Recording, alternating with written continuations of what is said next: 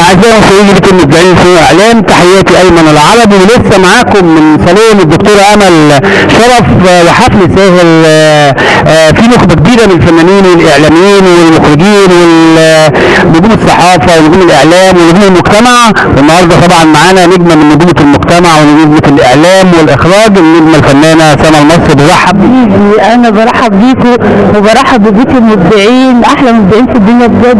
متألق دايما يا استاذ ايمن، بجد يعني من الناس الجميله اللي بتعمل اعلى تغطيه اعلاميه على مستوى يعني الوسط الفني كله.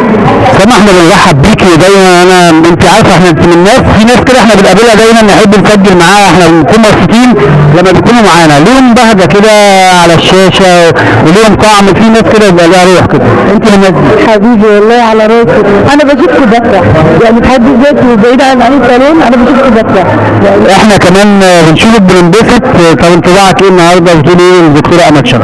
طبعا بقول لها ربنا يوفقك والف مبروك طبعا على رجوع الصالون من تاني وعلى البهجه اللي بتديها للناس بجد.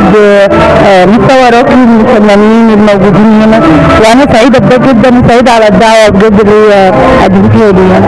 عوده قويه للدكتوره امل شرف. وما اعرفش انت تابعتي معانا الحلقه اللي كانت عاملاها معايا على بيت المبدعين، عملت معانا حلقه قويه جدا اتكلمت فيها عن الصالون، فحاجه ممتعه وراجعه بقوه. والفنانين النهارده في فنانين مختلفين عن الصالونات اللي كنا بنشوفهم، طبعا النهارده نجم محمود درويش وفنانين كبار، فالنهارده حفل ممتع كلنا مستمتعين بيه.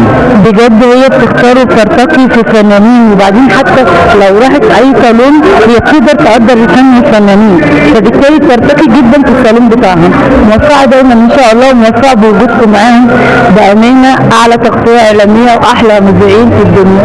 حبيبي يا استاذ الله يخليك. نشكر النجمه سما المصري طبعا، النجمه المنتجه والاعلاميه والمخرجه الكبيره طبعا اللي بنتشرف بيها على طول في كل مكان ودايما منورانا. نشكرك سما. حبيبي انا بشكرك والله، وبتسمع على ذوقك جدا حبيبي.